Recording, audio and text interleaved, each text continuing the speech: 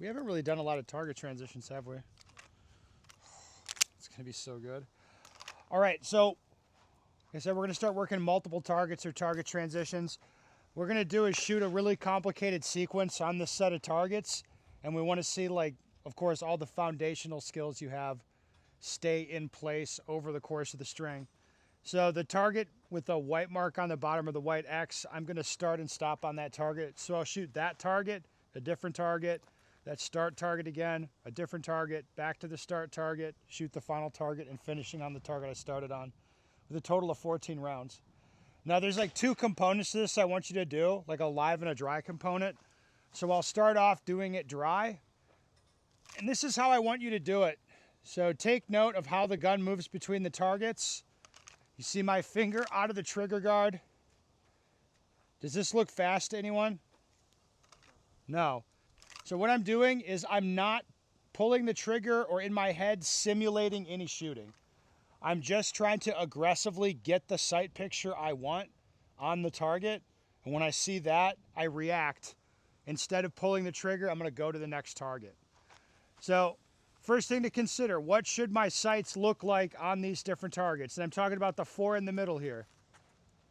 It's not a trick. It's like, so yeah, these close two for sure flash a red.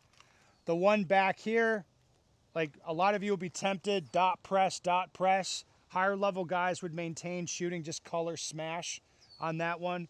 What about the partial back left? Dot press, exactly. Everybody's like dot press, like make sure I don't input the gun down into the no shoot or track the dot up and send it over the head. Instead, I want to like look at my spot, dot press, and systematically put them both there. All right, so I'm going to go through it dry and get those sight pictures as aggressively as I can. All right. You can see I'm still not really like shoving the gun around between the targets. It's tracking right to where I look. Another thing to think about here is you could do this sequence just with your eyes. So if you look at my eyes, it'd be like spot.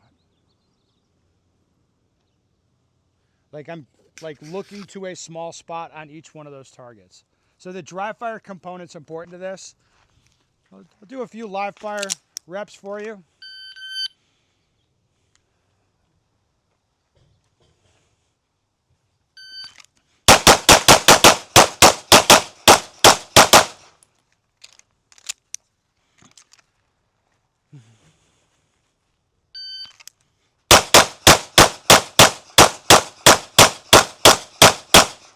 What'd you think of that? Yeah, so that's like shooting a rhythm that's reactive and slow, and it's the same for everything. Like that was not what we're looking to do. Even though like the hits went into the A zone, you could see there was a lot of time given up where I wasn't really attacking on the close targets. And I would even say the confirmation on the partial back there was not appropriate. Like I shot the rhythm, I didn't really shoot what I saw. All right.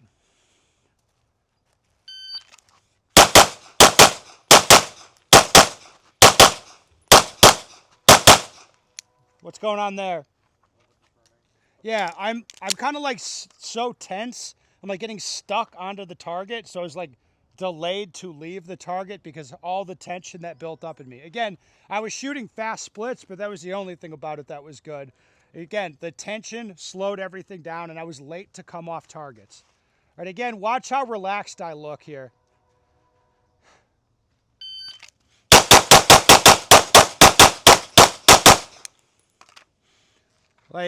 Like on the good strings, I look super relaxed. The confirmation's exactly what I was talking about. It's like red. Like careful to make sure the red goes in the middle. Red, dot, red. Like that's just how I think about it. And it's like it just flowed right through there. I stayed relaxed. The gun tracked to where I want. Is like, yep, I like that one. Right? Makes sense what we're trying to do here. Again, it's just a lot to try to do at once.